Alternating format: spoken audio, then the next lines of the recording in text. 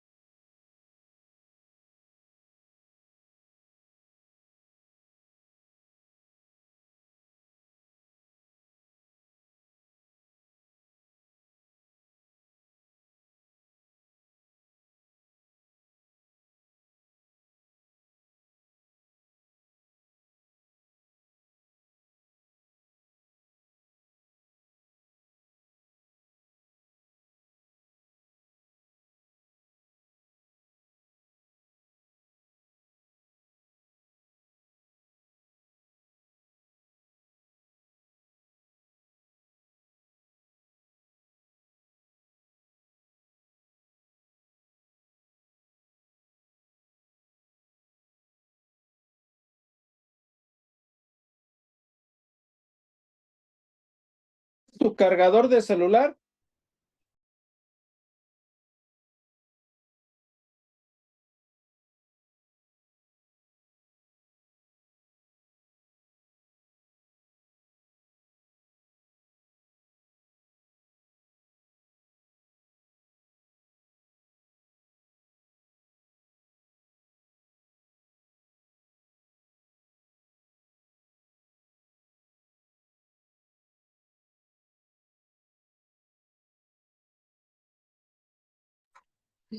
Buenas tardes, buenas tardes. ¿Me escuchan?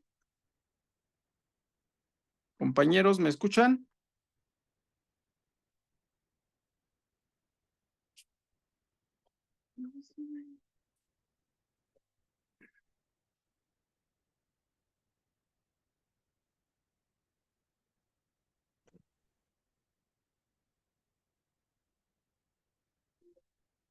Buenas noches, maestro.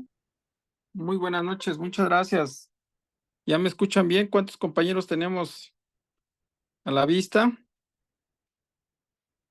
Nada más estoy yo, pero ahorita estaba otra persona conectada. Ah, Ya nos avisaron que ya se podía conectarse. perfecto. Bueno, mi nombre es Julio César Tapia, desde Ciudad de México. ¿Desde dónde nos saluda usted, compañera? También de aquí, soy vecina suya de la ciudad. Excelente, excelente, un placer. Están ustedes, obviamente, en esta materia, estudiando lo que es derecho procesal penal. Y evidentemente vamos a entender esta materia como el conjunto de normas jurídicas correspondientes al derecho público interno que regulan cualquier proceso de carácter penal. Lo interesante de este tema es que en esta materia va a ser muy indispensable que tengamos nosotros la necesidad de estudiar parte de la Constitución en el entendido de que el derecho procesal penal lo tenemos que entender como un parte de debido proceso. Si nosotros entendemos lo que es la parte orgánica y dogmática de la Constitución política de los Estados Unidos mexicanos, pues desde luego vamos a entender perfectamente todos y cada uno de los temas que nosotros vayamos desarrollando en cuanto a la materia. Para tal efecto, tendremos que nosotros que tener nuestro Código Nacional de Procedimientos Penales, que les recomiendo que lo compren o en su defecto, ahora con las herramientas tecnológicas pueden ustedes eh, visitar el Google, ir al Código Nacional de Procedimientos Penales e imprimir el mismo para los efectos de que ustedes tengan eh, este material necesario e importante para nuestra materia. Me quiero presentar también. Yo soy abogado, soy licenciado en Derecho, tengo 25 años en prácticamente realizando esta profesión de abogado, eh, 15 de los cuales, creo que un poco más, le he dedicado al sector público. Fui fiscal, estuve en la Comisión de Derechos Humanos del Estado de México y también a nivel municipal. Eh, Prácticamente el último encargo que tuvimos como Ministerio Público, nos tocó la oportunidad de conocer el anterior sistema y la entrada en vigor del Código Nacional de Procedimientos Penales. Esto a razón de una reforma, y se le llamó la reforma de reformas porque hubo una reforma a la Constitución Política de los Estados Unidos Mexicanos y con ello, evidentemente, la reforma al sistema penal. Hubo la reforma también a la ley de amparo, a la ley de derechos humanos y con ello hubo un cambio muy drástico en el sistema, en el nuevo sistema de justicia penal. Necesario e importante, como ya les decía yo, que tengan ustedes pleno conocimiento de la parte, sobre todo dogmática, de nuestra Constitución Política de los Estados Unidos Mexicanos. ¿Por qué es importante la parte dogmática? Si nosotros entendemos esta parte en el desarrollo de nuestra materia, nos será muy fácil identificar en cualquier etapa procesal, llámese audiencia inicial, llámese formulación de imputación, investigación complementaria, propiamente la etapa intermedia, la de juicio o de ejecución penal. Vamos a entender perfectamente cuáles son las ilicitudes, cuáles son las nulidades, y en razón de que ustedes tengan conocimiento de la parte orgánica de nuestra Constitución política, incluso de las 3 generaciones de derechos humanos, nosotros tendremos la oportunidad de identificar inmediatamente una ilicitud. ¿Y esto por qué nos va a servir o para qué nos sirven estos temas de derechos humanos? Pues desde luego nos va a permitir, ya les decía yo, identificar una ilicitud. Y esta ilicitud la podemos nosotros combatir desde etapas previas, etapas iniciales de investigación, y consecuencia de ello, eh, hay una teoría, ya la irán conociendo, por ejemplo, diversas teorías, una de ellas, la teoría del árbol envenenado. Si una situación, alguna actividad, hay una ilicitud, consecuentemente o consecuencia de ello, habrá una nulidad que puede ser total o parcial, pero puede impactar en el desarrollo del juicio. Y ante esa circunstancia, pues dejar sin materia la investigación de la fiscalía. Entonces, por esas circunstancias, sí es conveniente que ustedes tengan plenamente identificado las ilicitudes y las ilegalidades. Podremos nosotros advertir que dentro del Código Nacional de Procedimientos Penales, tendremos que revisar nosotros los principios de derechos en el procedimiento, los derechos del procedimiento, la competencia, generalidades, la incompetencia, acumulación y separación de procesos, las excusas, recusaciones, impedimentos, actos procedimentales, formalidades, la forma en que se realizan y se desahogan las audiencias, resoluciones judiciales, comunicación entre las autoridades, notificaciones y citaciones, plazos, nulidad de actos procedimentales, gastos de producción de prueba, medios de apremio, sujetos del procedimiento y sus auxiliares, disposiciones comunes, víctima y ofendido, imputado, defensor, pues los deberes del Ministerio Público, de la policía. Es muy importante que ustedes tengan pues pleno conocimiento de cuáles son pues estos temas que básicamente en nuestra materia no nos alcanzaría, dado la gran información y el cúmulo de temas que tendríamos que revisar. Sucesivamente, por ejemplo, tenemos el tema de jueces y magistrados, los auxiliares de las partes, las medidas de protección o medidas también cautelares, providencias precautorias, la libertad durante la investigación, la forma de conducción del imputado al proceso y mecanismos alternos de solución de controversias, como la suspensión de medidas cautelares, procedimientos abreviados, acuerdos reparatorios, y propiamente entrar a lo que es el procedimiento ordinario, las etapas del procedimiento, la etapa de investigación, el inicio de la investigación, las técnicas de investigación, las formas de terminación propiamente del proceso, y terminaríamos con los datos de prueba y medios de prueba. Es necesario que nosotros, ya les decía yo, identifiquemos plenamente las situaciones ilícitas e ilegal es un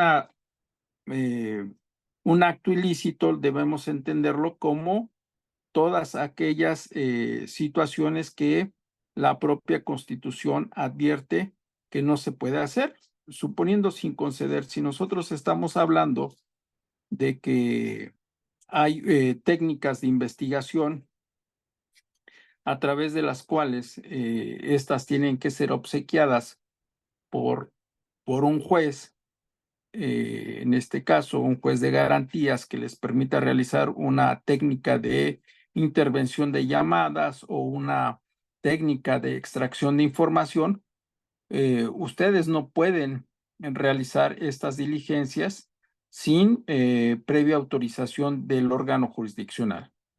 Entonces, necesariamente sí o sí requieren de la complacencia del órgano jurisdiccional para que ustedes puedan intervenir esas llamadas telefónicas, extraer información, y esto está plenamente identificado, regulado en nuestra Constitución Política de los Estados Unidos Mexicanos como el derecho a la intimidad, a la privacidad, y solamente esa parte se puede solventar siempre y cuando sí o sí la persona que tenga el dispositivo electrónico les permita o les acceda el consentimiento para que puedan extraer esa información.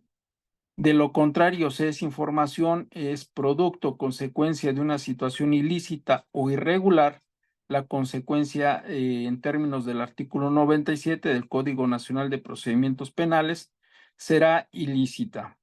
¿Qué debemos de entender por ilicitud o ilegalidad? Ilicitud es todo lo que va en contra de la Constitución política de los Estados Unidos mexicanos.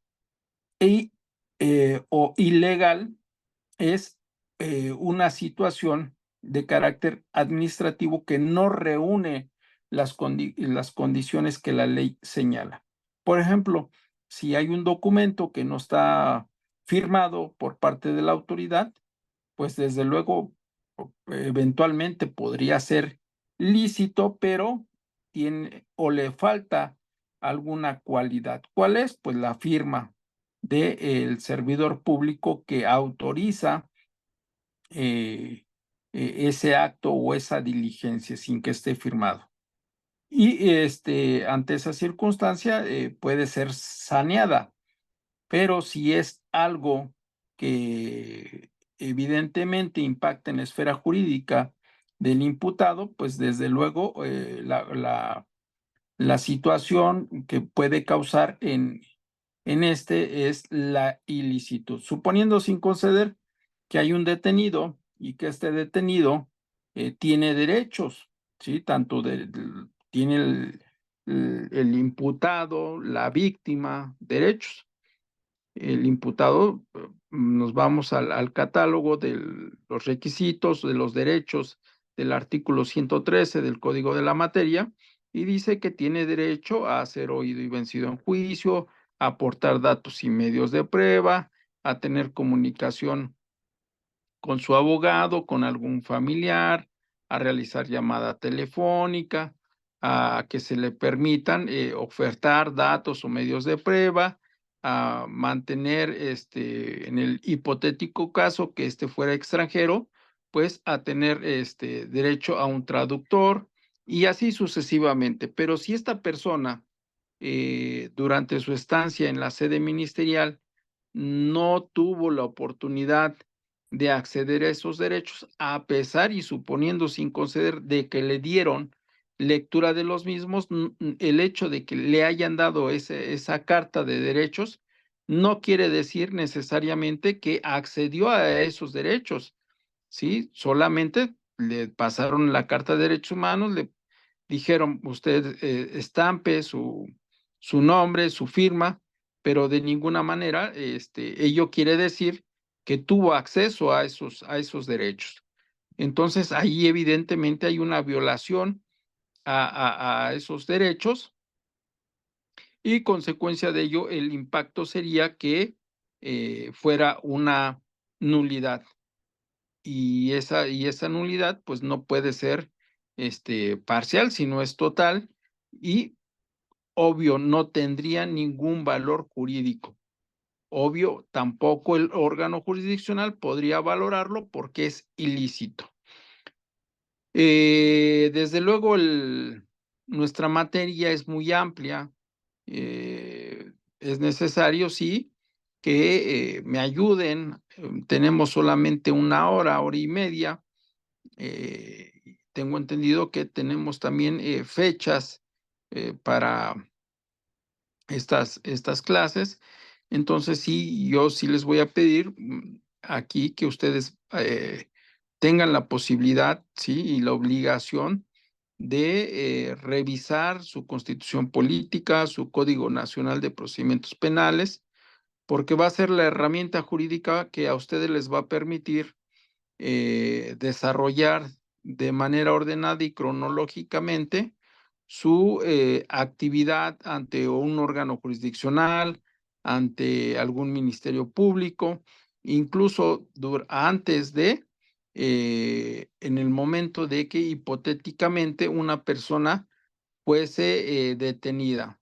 ¿Qué quiere decir esto? Que desde etapas previas a que esté ante el Ministerio Público o ante un órgano jurisdiccional, propiamente el oficial o el primer respondiente tiene determinadas obligaciones y para tal efecto hay protocolos con los que efectivamente este debe de realizar para los efectos de que no se vulneren derechos humanos.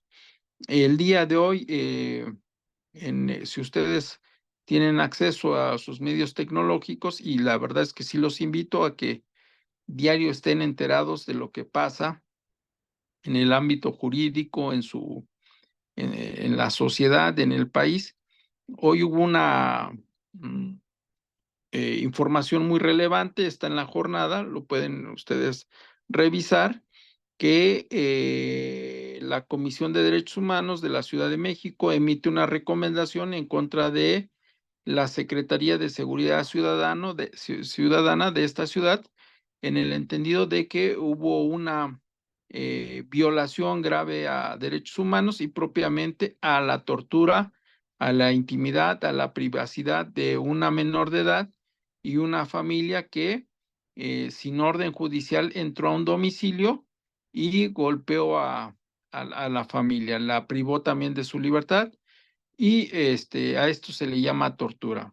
Se realizaron actos de investigación, la Comisión de Derechos Humanos practicó el protocolo de Estambul y en esencia se dictaminó a través de los peritos que efectivamente había eh, eh, indicios de que habían sido estos torturados. Entonces, esto es muy importante, compañeros, porque si ustedes tienen esta información, como ya les digo, en esencia de las 3 generaciones de derechos humanos, estamos hablando de primera, segunda, tercera generación, derechos civiles y políticos, segunda generación, sociales, culturales y económicos, y tercera generación, derechos de los pueblos y de la paz. Entonces, si ustedes identifican plenamente estos derechos, los derechos civiles y políticos, primera, segunda, tercera generación, si tenemos pleno conocimiento de derechos humanos, que los encontramos en la parte dogmática de nuestra Constitución, pues efectivamente vamos a tratar de identificar inmediatamente una ilicitud, y esto nos va a permitir tener buenos resultados en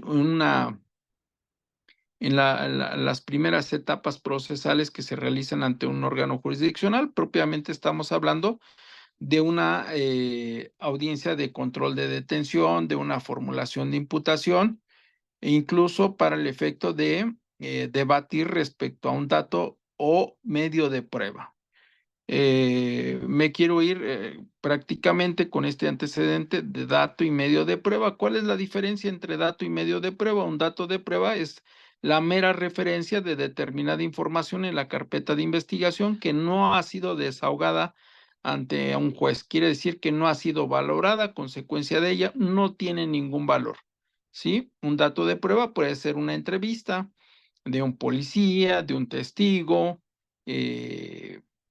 un informe policial homologado, un dictamen que se encuentre en la carpeta de investigación.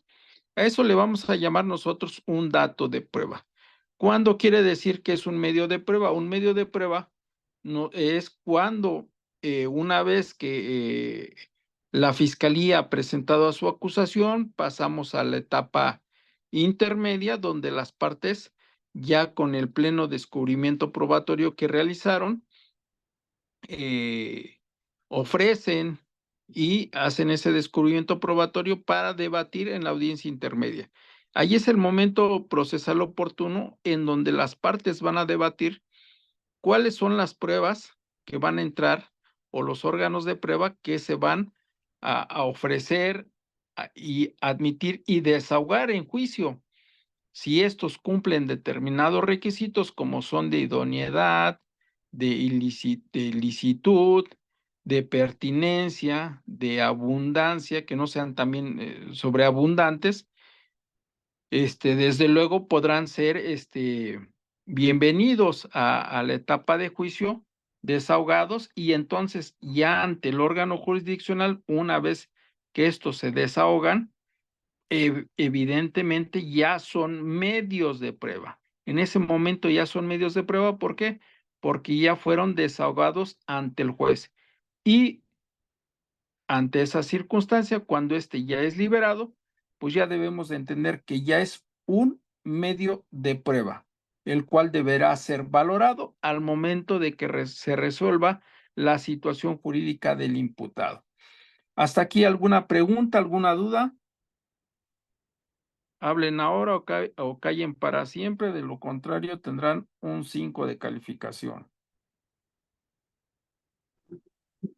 No, digo, si nos vas. Los escucho los escucho muy lejos, se escucha muy barrido el audio. Sí, sí me escuchan bien,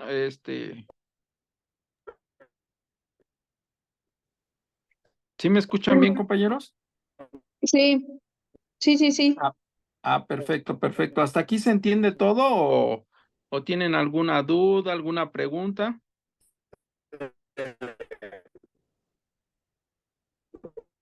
A Carlos se le escucha muy cortado. No sé si sea mi internet o así se escuche a él. Sí, se escucha muy viciado el audio, entonces, pero los demás sí me escuchan, sí. Sí, maestro, nada más sobre lo Voy, del voy en dato de prueba. carretera, licenciado. Yo no. Voy en carretera. Ok, dice que va manejando el compañero. Sí, voy en carretera, una disculpa. No hay ningún problema. La Aquí voy compañera, pendiente, aquí voy escuchando. ok, ¿alguna pregunta, compañera? No, nada más lo de dato de prueba y dijo una cosa, o sea, dijo entre dato de prueba y medio de prueba, ¿verdad? Sí, el dato de Ok. prueba es la Esto, mera referencia que está en nuestra carpeta de investigación, ¿sí? ok, es Es solo registro. exactamente, es un solo registro nada más, ¿sí? Y cuando estamos hablando de que ya es un medio de prueba, pues cuando ya propiamente fue ante el órgano jurisdiccional, se ofreció, se admitió y se desahoga en ese momento, suponiendo sin conceder, va Julio César Tapia, ante el juez, me pasan a la sala de audiencias, me han ofertado a mí como órgano de prueba. ¿Quién me ofertó? Pues puede ser la defensa, ¿sí? O puede ser la fiscalía, y me preguntan a su servidor. Julio César Tapia, ¿qué tiene que decir en relación a los hechos? ¿Sabe qué respecto de qué hechos estamos hablando? Es decir, en específico, ¿qué actividad presenció usted el 1 de enero de 2024? Sí, efectivamente, fui testigo de un robo. Ese robo pasó en fecha, hora y lugar, circunstancias de tiempo, lugar y modo de ejecución del hecho. ¿Vale? Ese relato circunstanciado, que es circunstancia de tiempo, lugar y modo de ejecución, nos va a llevar a ese relato. Ese relato circunstanciado es el hecho, materia de acusación, ¿sí? Entonces voy a decir que en tal fecha, 1 de enero de 2024, aproximadamente a las 20 horas, al circular sobre Avenida Zaragoza, ¿sí? y Avenida 7, al estar esperando sobre la calzada Ignacio Zaragoza en dirección a Puebla, se me acerca la persona de nombre A y en ese momento me dice, hijo de la chingada, si no aflojas tu teléfono, tus cosas, te voy a robar y te voy a matar, ¿sí? Y entonces, como yo me opongo, pues me dan mis cachetadas, me dan mis patadas y se apoderan de mis objetos.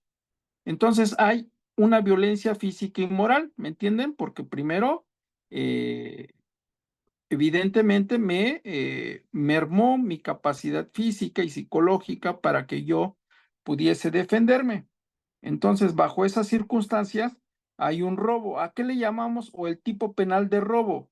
Pues comete el delito de robo quien se apodere de una cosa ajena, mueble, sin derecho y sin consentimiento. Ese tipo penal se llama robo, es la descripción, ¿sí? Que refiere el tipo penal de robo en el Código Penal. En el Código Penal nosotros no encontramos delitos, nosotros encontramos tipos penales, ¿sí? Tipos penales, no encontramos delitos.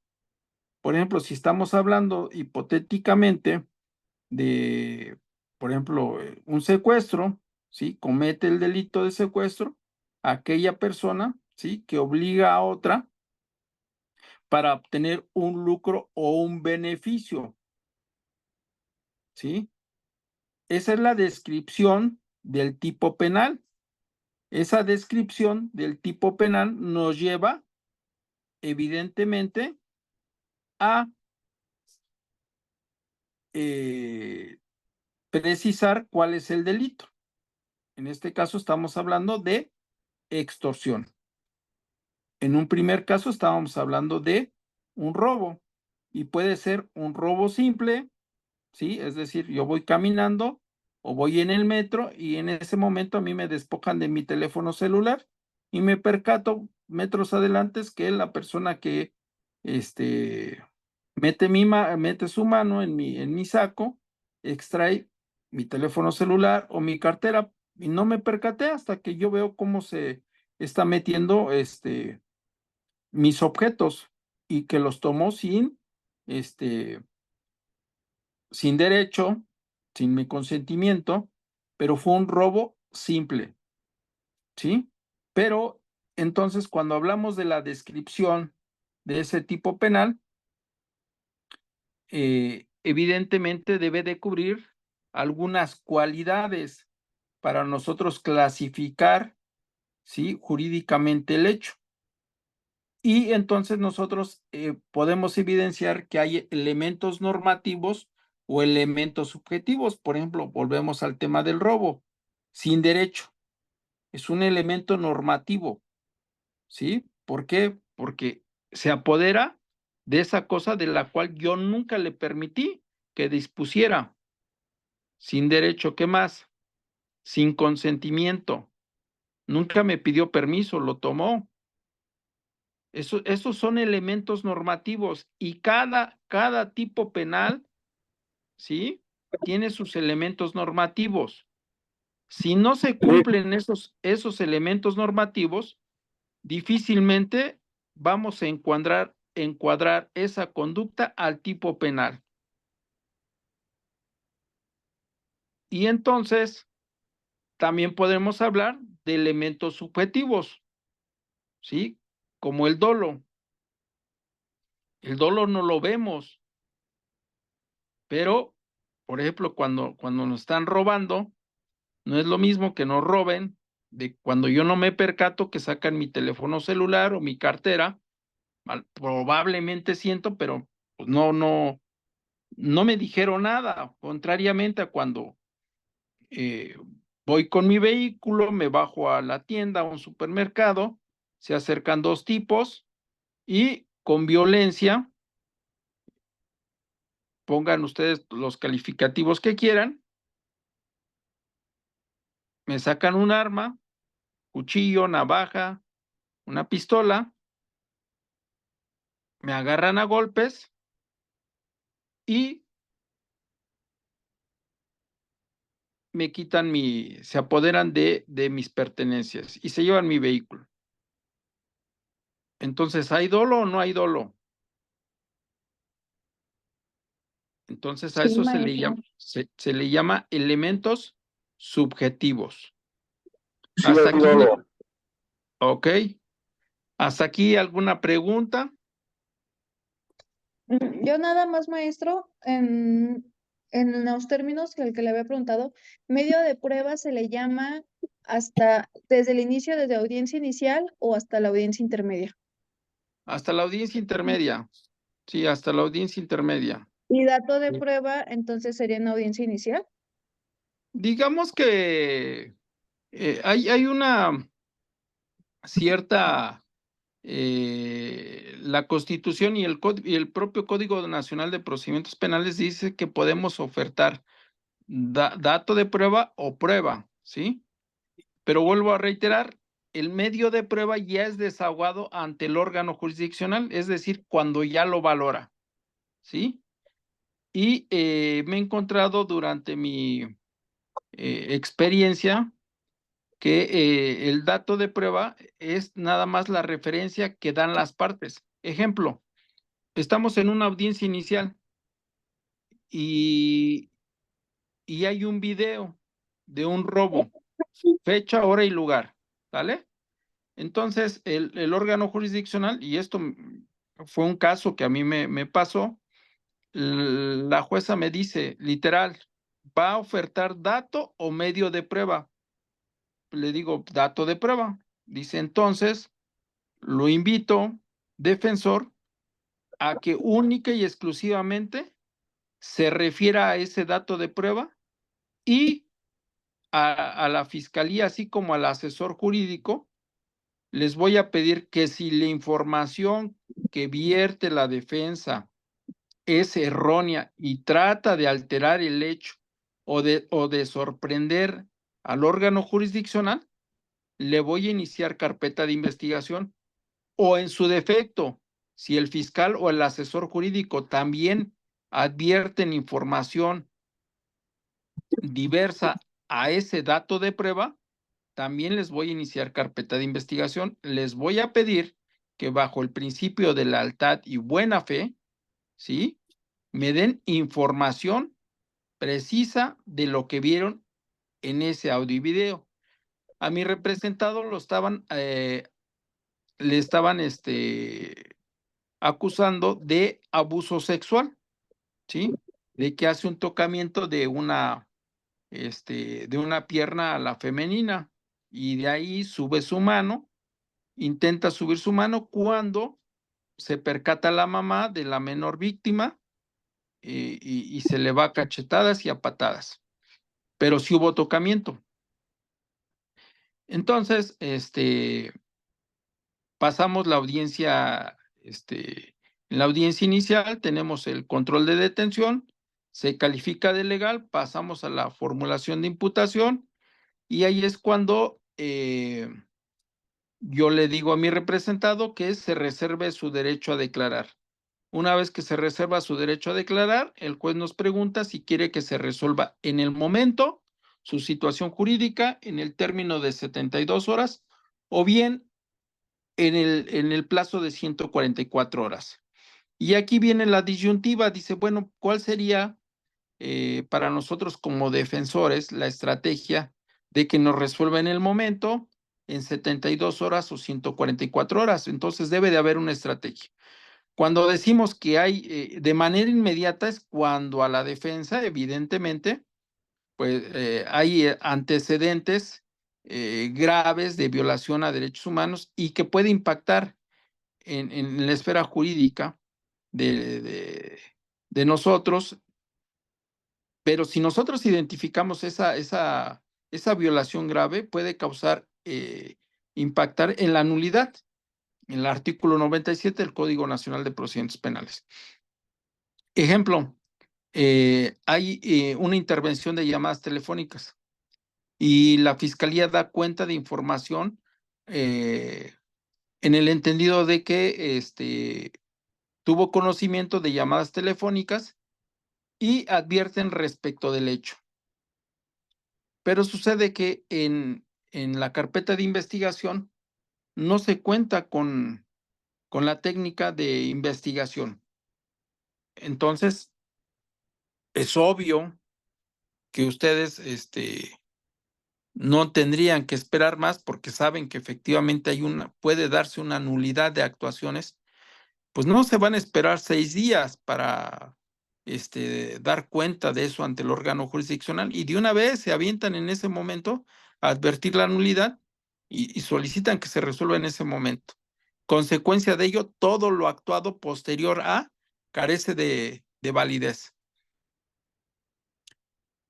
Pero, hipotéticamente, algunas veces me han preguntado, algunos colegas, algunos amigos, me dicen que cuando yo decido que declaren o no.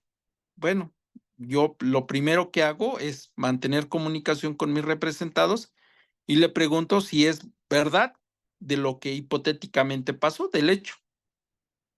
Entonces, unos me dicen que sí, otros que no, pero hubo el caso de que alguno por ahí se quisiera pasar de vivo y me dice, no, yo no fui, yo no cometí el delito de robo, usted pida audios, videos, usted investigue y verá que yo no cometí ningún hecho delictuoso. Y así es, pues nosotros tenemos también la potestad de investigar, la defensa también tiene ese derecho, tiene ese privilegio en este nuevo sistema, y solicito actos de investigación y me llegan las cámaras de C4, C5, ¿y qué creen? Que se le ve a la ternurita, pues robando, cometiendo el hecho delictuoso. ¿Qué hice yo? Pues perfeccionar la tarea de la fiscalía. Lo que él no hizo, pues yo le ayudé. Entonces, aquí lo idóneo es cuando le pregunta a uno, pues hay que informarle a nuestro representado. Si yo pido audios y videos, ¿sí? Más allá de lo que diga la fiscalía o la defensa, se va a evidenciar ante un hecho, ¿sí?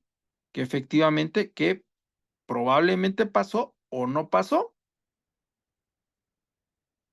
Y vuelvo al caso del dato de prueba. Entonces, ese dato de cuando le estoy haciendo referencia que le hago alusión al órgano jurisdiccional, señoría, tengo esta información, ya tuve a la vista el material consistente en C4, C5 respecto de un CD que contiene evidencia del posible hecho que aconteció a tales horas, fecha, hora y lugar, en donde dice la fiscalía que pasó esto.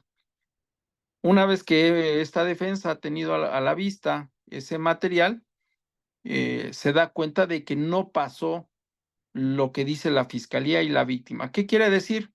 Que no pasó, pues que no hay hecho punible. Es decir, mi representado jamás realizó tocamientos a la víctima menor de edad. Eso es lo que vio defensa, sí. Uso de la palabra fiscalía. Fiscalía, no, sí se aprecia que el imputado se agacha e intenta tocar a la víctima con su mano derecha, intenta tocarle su tobillo y trata de subir la mano. Y allí la jueza le cuestiona, dice, les dije que me dijeran tácitamente lo que ustedes vieron, ese dato de prueba, porque se ofertó dato de prueba. Entonces, Fiscalía, lo invito, por favor, a que me proporcione información fidedigna. ¿Sí se ve eso o usted está haciendo conjeturas? Dice, no, no pasó. Dice, porque si no le inicio carpeta de investigación y antes de que le inicie yo voy a tener, si me genera duda de lo que me está diciendo el defensor que no pasó y usted me dice que sí pasó, no me va a quedar otra más que revisar el audio y video en esta audiencia y quien me esté mintiendo le voy a iniciar carpeta de investigación. Y entonces le dan cuenta al asesor jurídico y dice, ¿usted qué vio? Dice, no, la verdad no pasó nada. Y en ese momento la víctima levanta la mano y adelante, víctima. Dice, yo le dije al Ministerio Público que no había pasado nada. Entonces, allí es cuando les vuelvo a reiterar, hay dato de prueba. ¿Sí? El dato de prueba es la referencia de determinado material que hay en la carpeta de investigación. Y el medio de prueba es cuando ya va en este supuesto, el órgano de prueba ante el órgano jurisdiccional, cuando éste emite su testimonio a preguntas directas, es decir, mediante interrogatorio, contrainterrogatorio, reinterrogatorio o recontrainterrogatorio, ¿sí? De las partes para examinar a ese órgano de prueba en relación al hecho hipotético por el que se pretende llegar a una verdad. Artículo 2 del Código Nacional de Procedimientos Penales. ¿Cuál es el objeto del Código Nacional? El esclarecimiento de los hechos. ¿Alguna pregunta? No, maestro, pero bueno, yo más, si en caso que se le, pues usted dijo, si están al que esté mintiendo lo voy a iniciar carpeta, ¿cómo se tipificaría ese delito? Pues puede allí como un fraude procesal, Ok, porque, gracias. porque la persona que intenta vertir esa información la hace, la hace pasar como hipotéticamente algo que sí pasó, pero está alterando el hecho, ¿sale? Pero bueno, ¿ustedes tienen alguna actividad en algún órgano jurisdiccional, en alguna fiscalía? Mm, ¿O no, o apenas están sí, ustedes? Ok, ok. sí, maestro, soy persona activa en la PGR. ¿Trabajas en la PGR, en la Fiscalía General de la República? Sí, no se acuerda de nosotros, de este grupo, ¿verdad, maestro? No me acuerdo. Usted nos dio derecho mercantil. Ah, ya, ya, ya. Excelente, excelente. Ya, ya, ya. Bien, bien.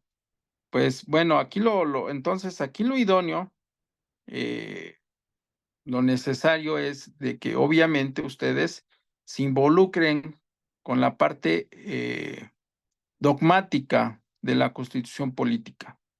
Necesito que también se involucren con las 3 generaciones de derechos humanos.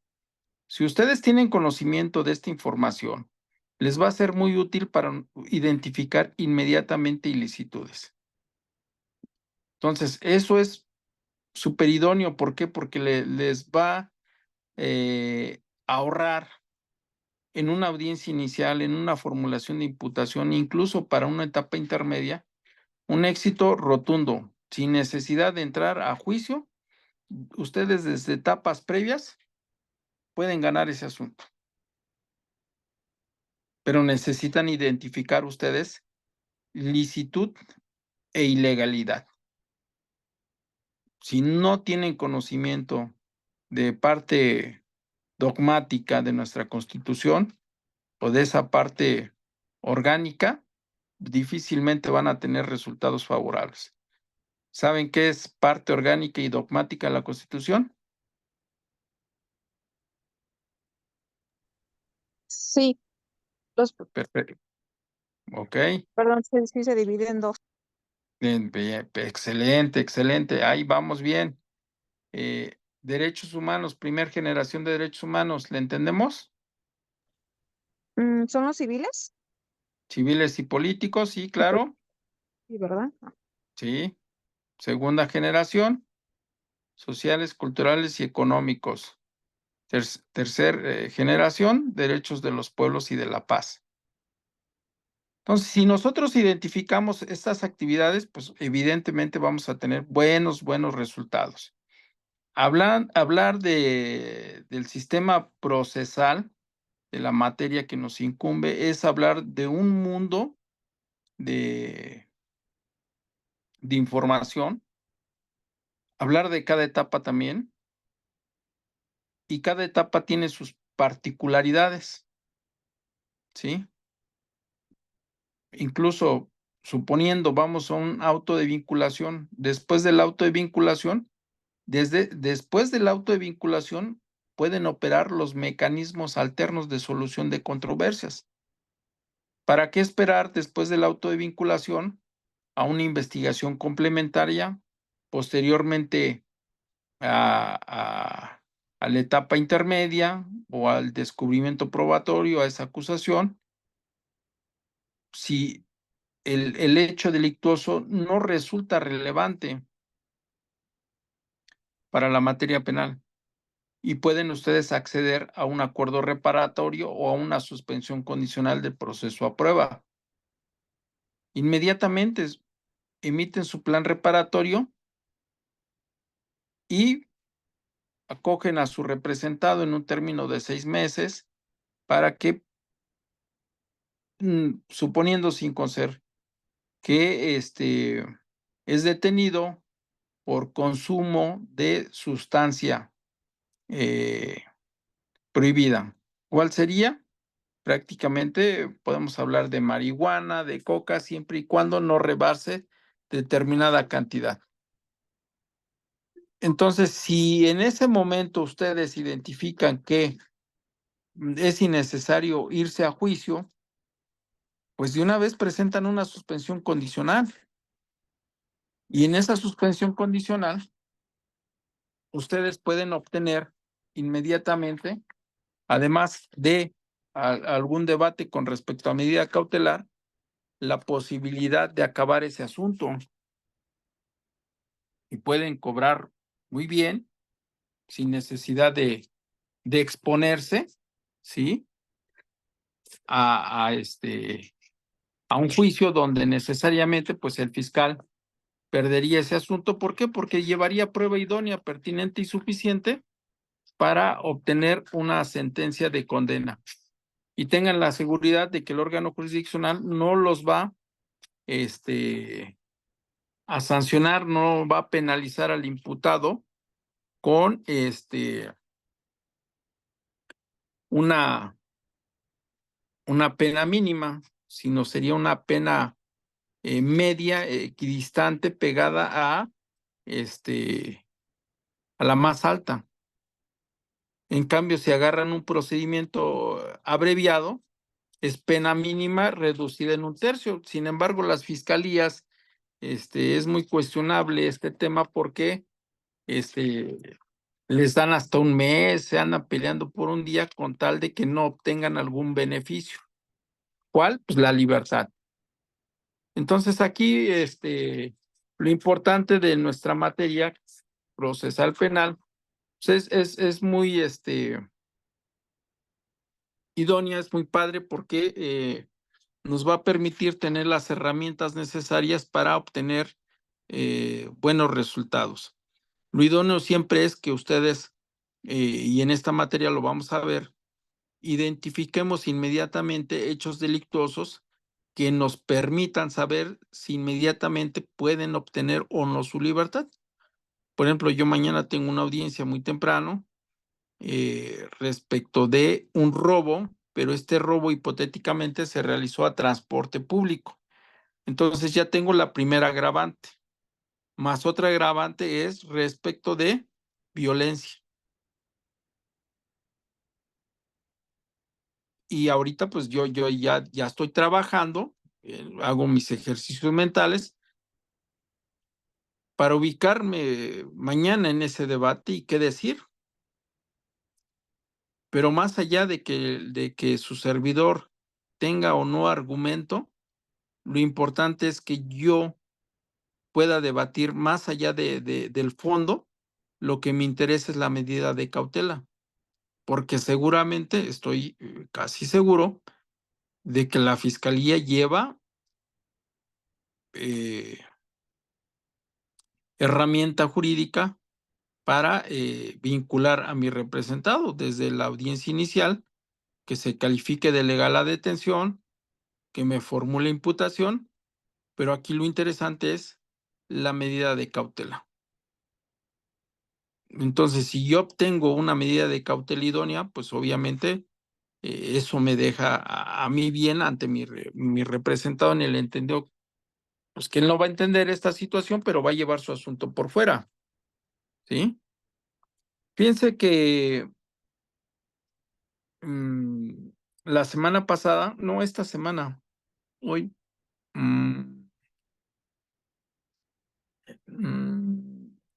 hoy es no, esta semana tuve audiencia, el fin de semana tuve audiencia. Y si gustan anotar la tesis, anótenla por favor, ¿tienen dónde anotar? Sí, Ustedes maestro. me dicen. Sí, sí, sí. La tesis 287-45. Tesis 87-45. 287-45. Ok, Es el título delito contra la salud ok. en su modalidad de posesión de narcóticos. En su modalidad de posesión De narcóticos, Ajá, previsto en el artículo sí, 195, párrafo primero sí, del Código Penal Federal.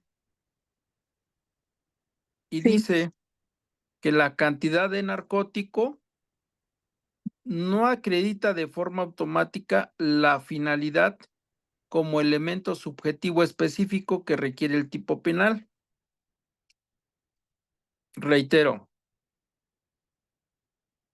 la cantidad de narcótico no acredita de forma automática la finalidad que como elemento subjetivo específico requiere el tipo penal.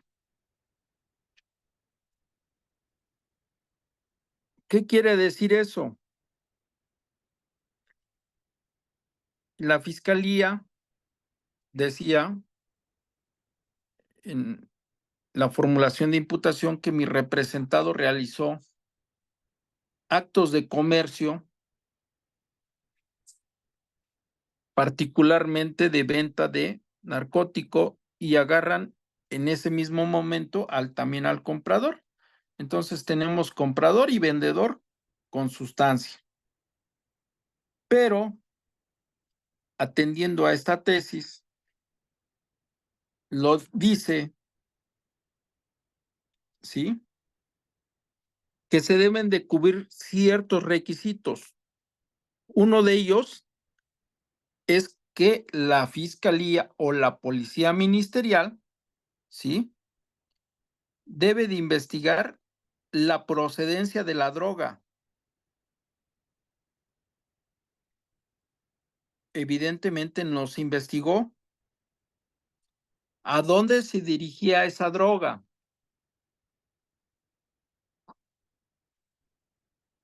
¿Cuál era el fin de esa droga? No se investigó cuál era el fin. No se investigó si esa droga era para comercializar. Tampoco se investigó quién era la persona que vendió esa droga,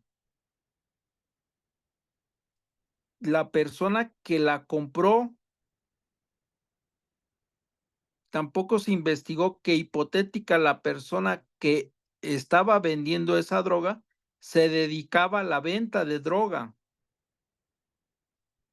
Tampoco se investigó hipotéticamente de que el comprador o el vendedor hipotéticamente consumía droga.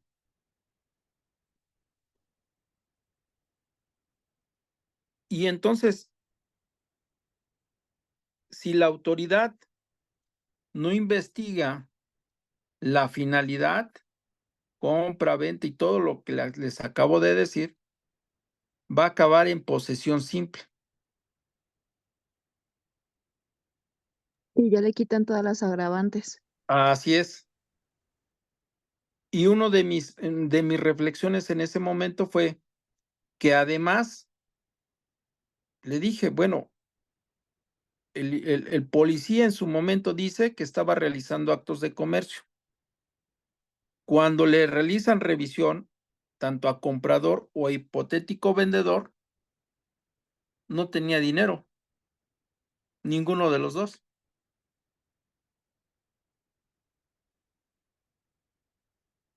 Revisen esta tesis y verán que eso les va a permitir un panorama muy amplio y todos los tipos penales en esa misma envergadura.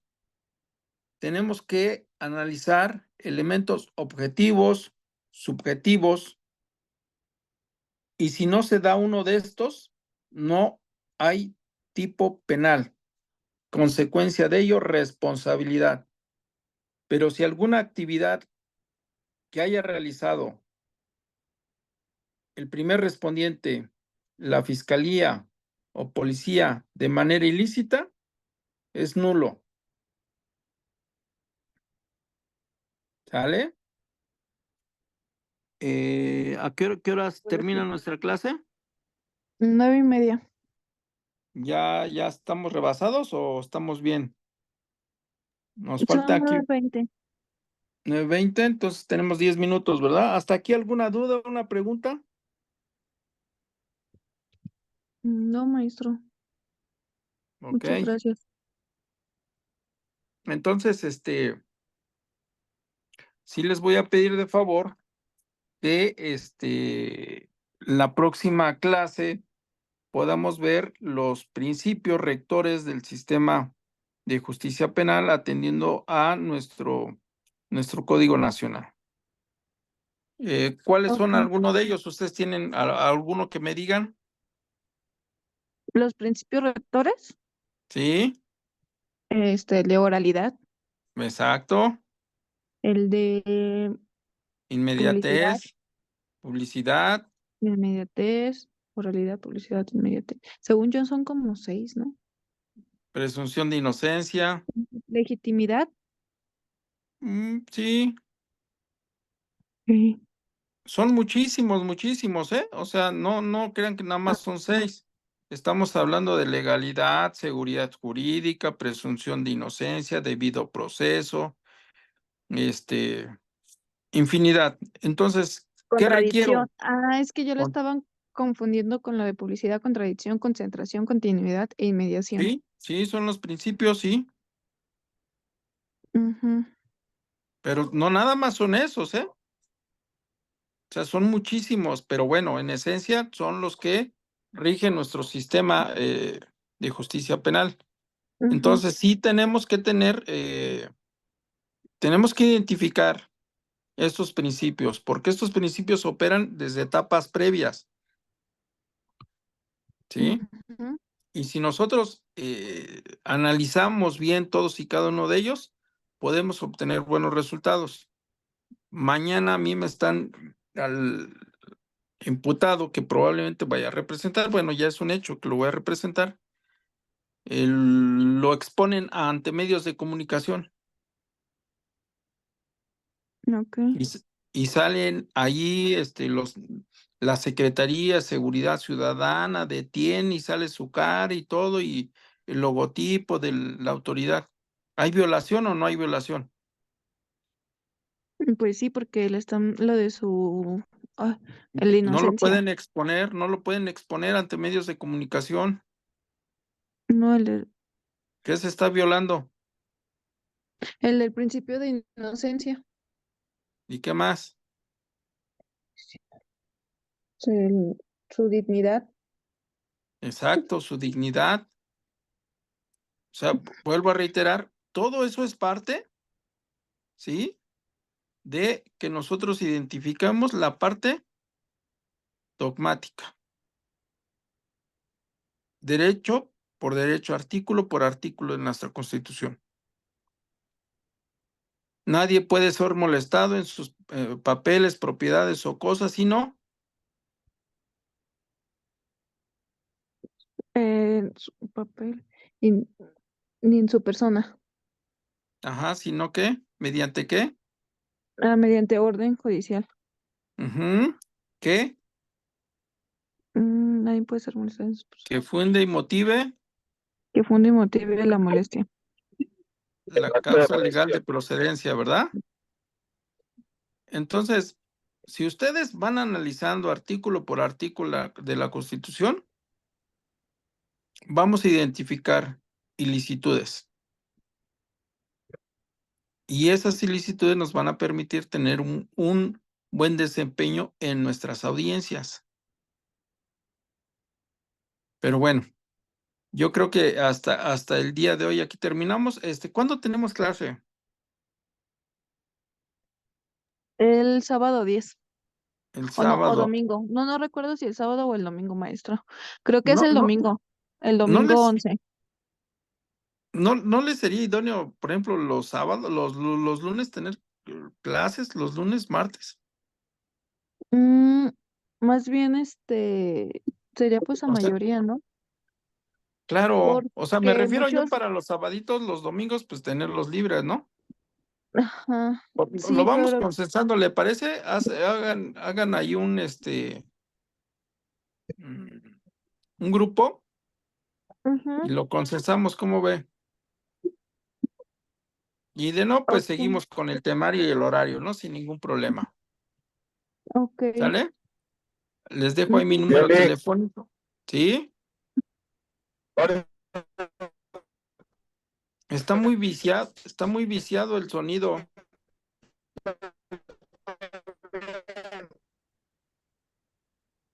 Carlos, se te Les, escucha muy cortado. Si le, les quieres, de- Le dejo mi teléfono y ya nos ponemos de acuerdo, ¿les parece? sí, maestro, ya lo tenemos. Ah, bueno, entonces ya lo vamos checando Bueno, al menos y- que lo haya cambiado hace no, más no, de no, 6 meses. es el Ok, mismo, ¿sale? Bueno, sí, pues hasta el día de hoy terminamos, ¿les parece? sí, maestro, bien, gracias. bien, bien. Hasta luego, suerte, buenas noches, Buenas noches. bye.